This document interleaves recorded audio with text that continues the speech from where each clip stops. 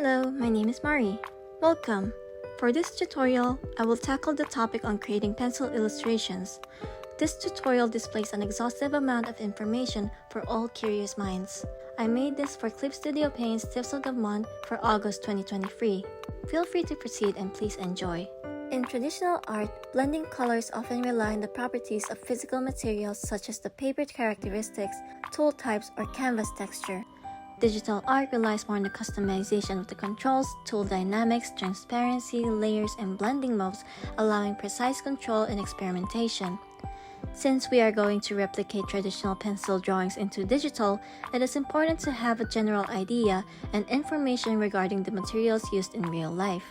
Sketchbook or drawing paper texture is suitable for pencil work. The paper surface's texture and absorbency significantly affect the overall roughness or smoothness of the pencil drawings. In digital, even if we use textured brushes, we rely on overall paper texture to create a more realistic effect.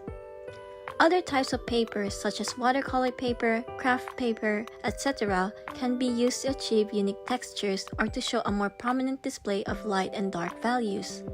Graphite pencils in real life will have different degrees of hardness. Softer lead equals darker markings, while harder lead equals lighter markings, making it easier to erase. Unless it's overworked as the layers top on each other, it can be erased out of the paper. Light pencils like the 4H produces light or fine lines, which is ideal for preparing the initial sketch outlines. Medium pencils like the HB are versatile, making it ideal for general drawings and shading.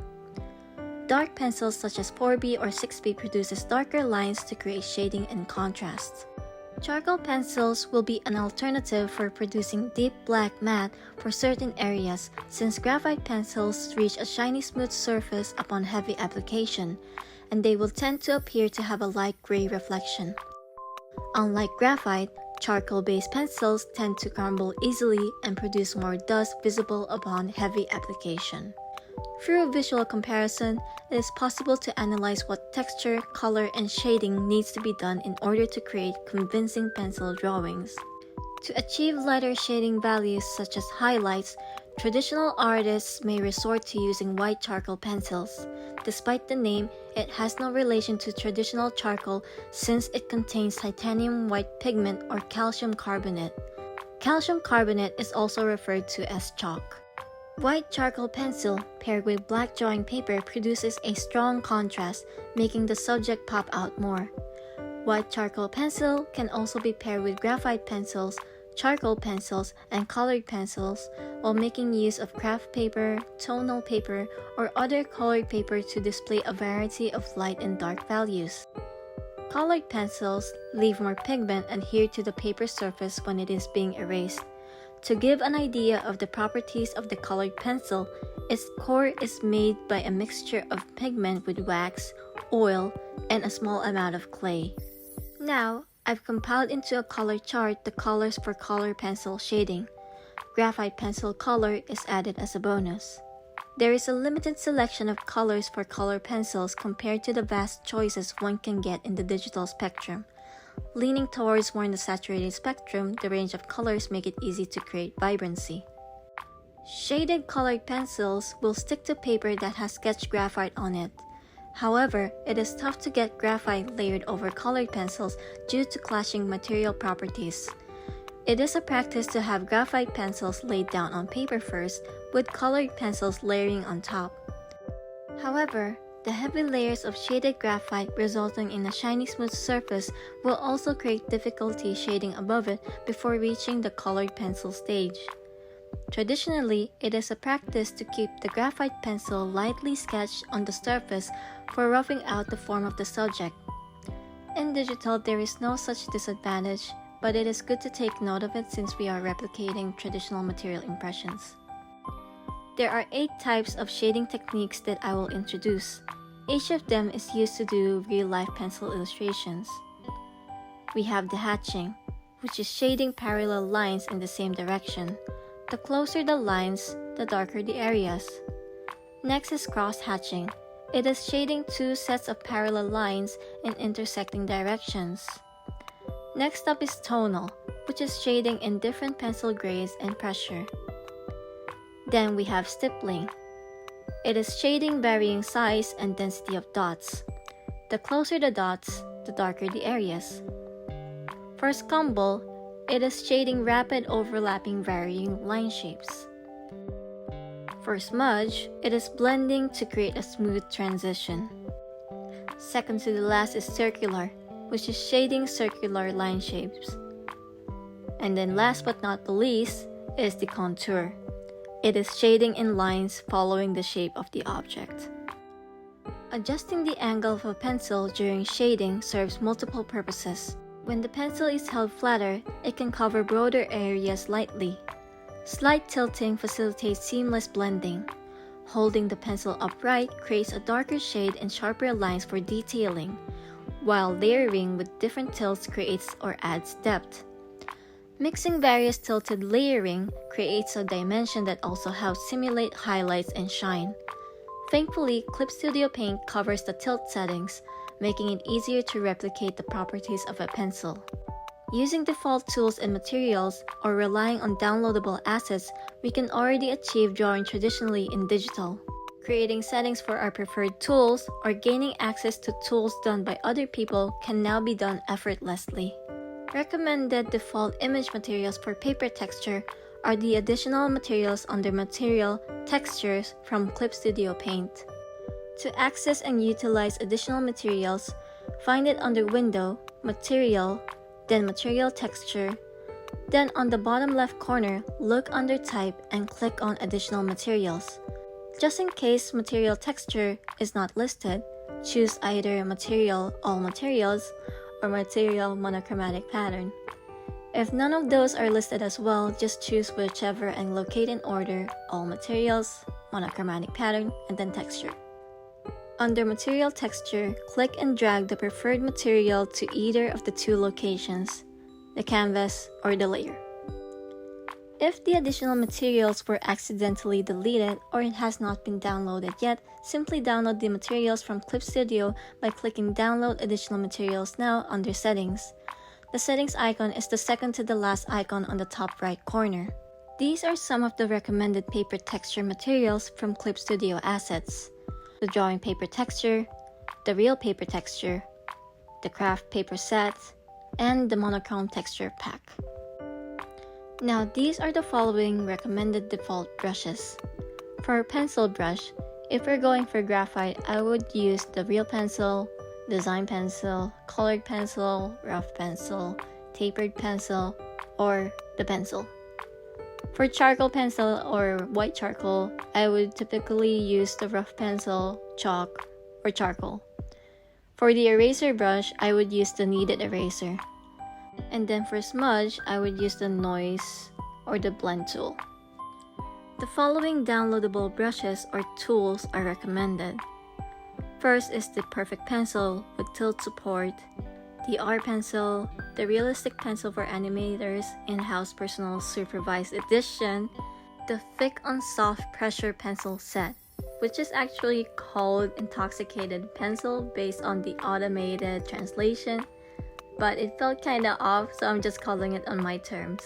Then we have the Realistic Pencil, the Mechanical Pencil 0.5, and the Sharp Pencil, which isn't actually a brush, but more of a line tool.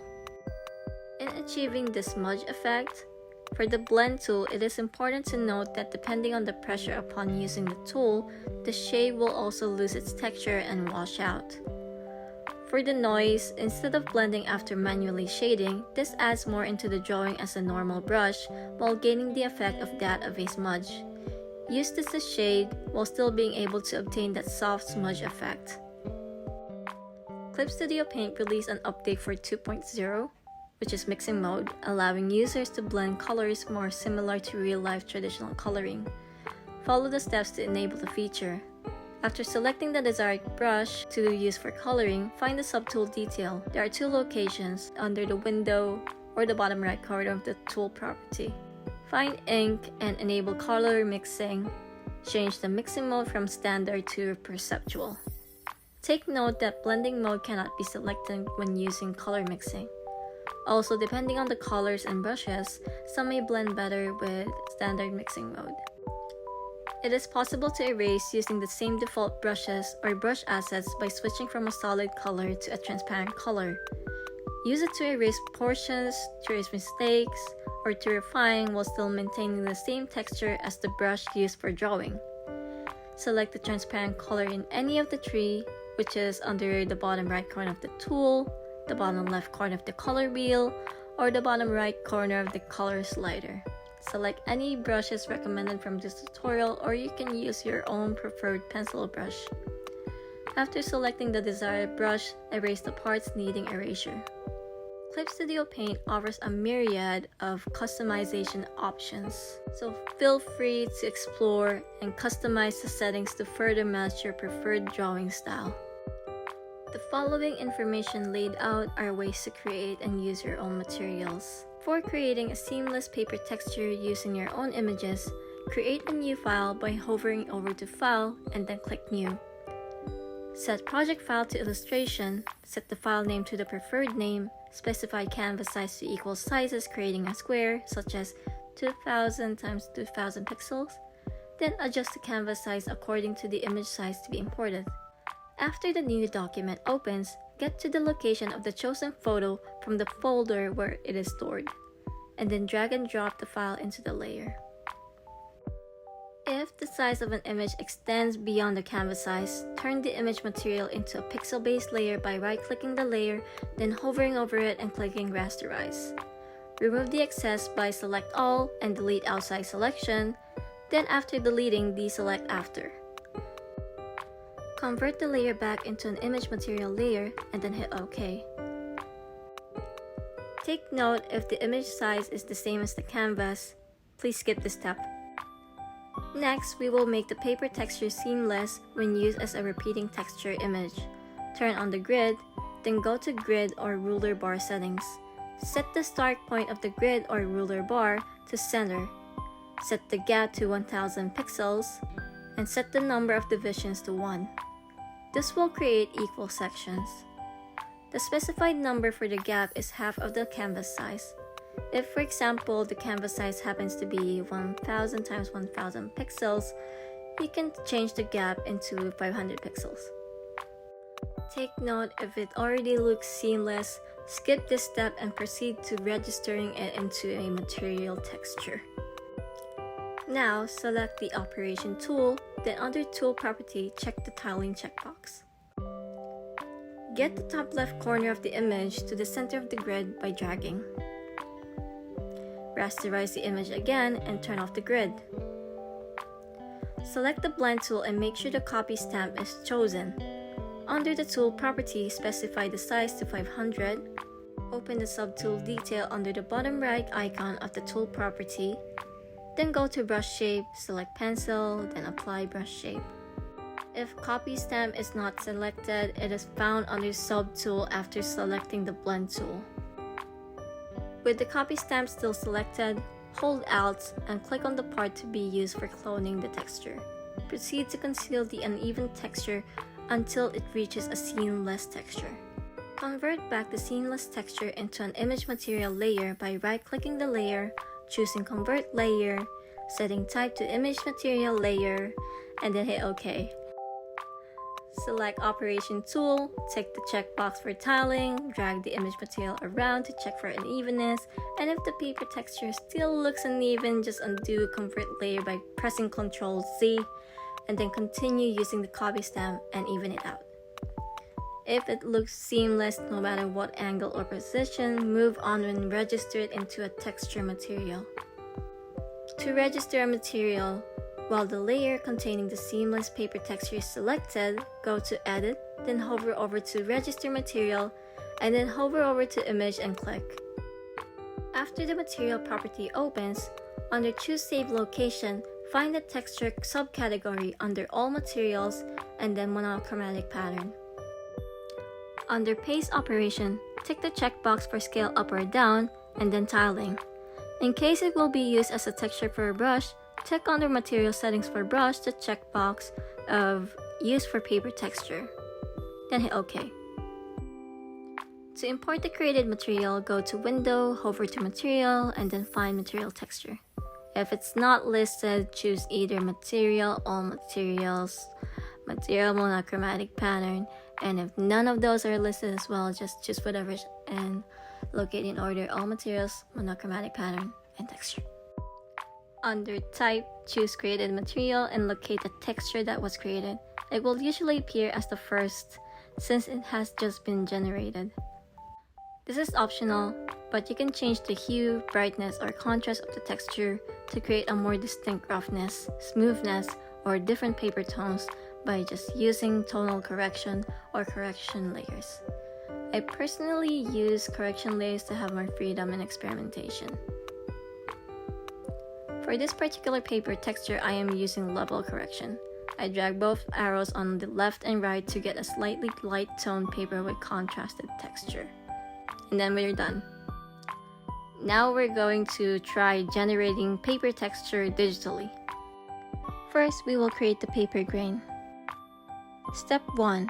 On the layer panel, select layer 1, choose fill bucket tool under tool, choose desired color under color wheel, then click on the canvas to fill. Step 2. Create the base texture. Create a new layer, go to filter, render, and then Perlin noise, then set the scale to desired amount ranging from 1 to 10%. Step 3. Do the following to create an emboss.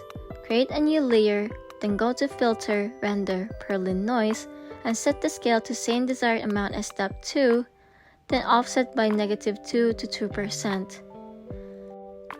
Do a reverse gradient, then set the blending mode to overlay and the opacity to the desired amount.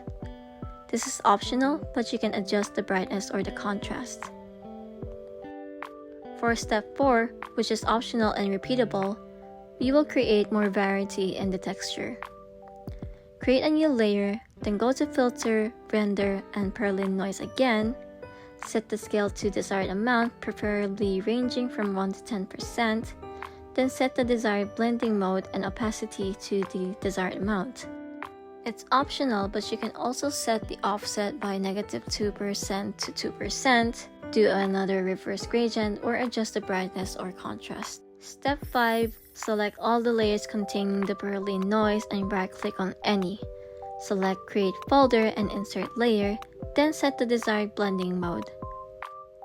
Again, this is optional, but you can set the opacity to the desired amount. For step 6, select all layers and right-click on any. Select Create Folder and Insert Layer, and then rename folder to Paper Grain, and then we're done. Now we will proceed to create a paper crumple. This will proceed as step 7. Click on the gradient tool, then set foreground color to black, and then background color to white. Under the subtool, choose foreground to background, then under tool properties, set the blending mode to difference.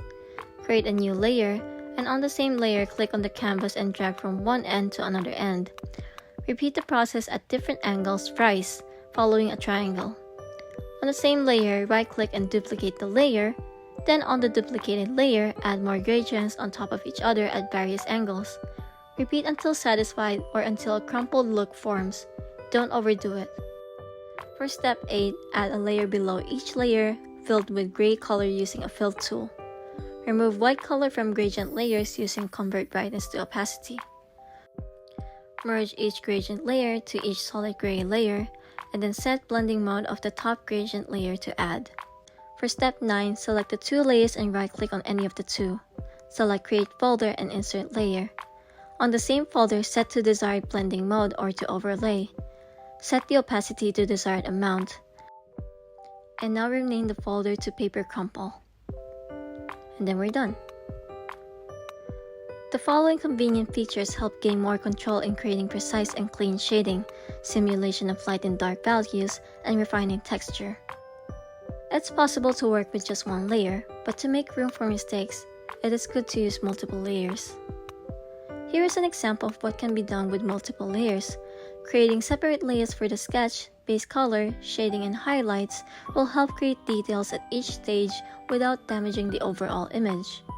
Masking technique similar to traditional drawing is done to focus on getting clean shadings without going over the line art. Digital art allows for non-destructive editing, meaning Modifications or undoing changes without permanently altering the original content is made possible. For selections such as auto-select, two ways can be done: selecting inside of the lines and then expanding it to avoid filling with white pixels remaining, or creating a selection outside of the lines and then making an inverse selection. Create a layer mask based on the selection. Layer masks are indestructible features that help in revealing or hiding specific parts of the layer, or to control the transparency of the layer.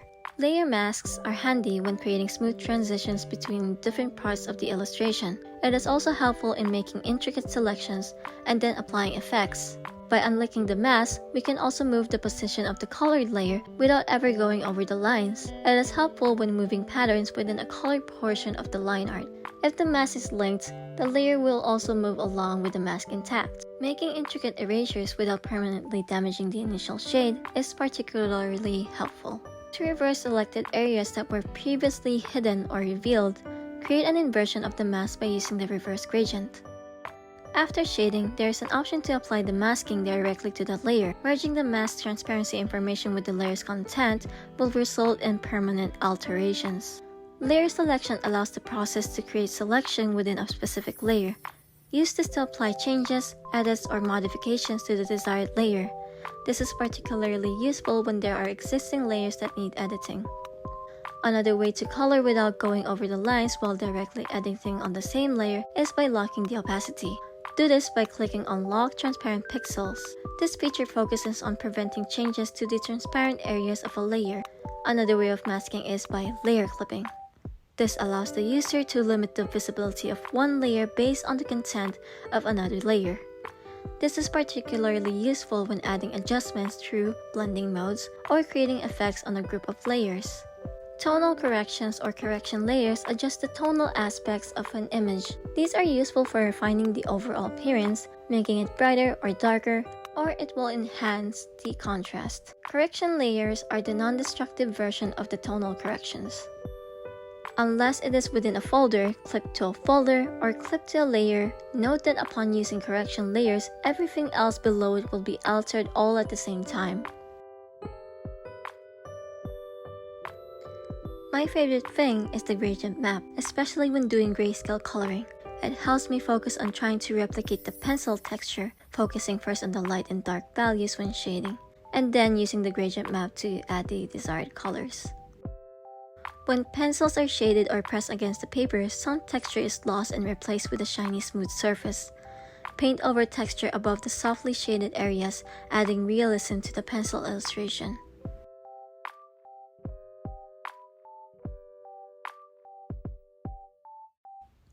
Now proceed with the drawing process for pencil illustration.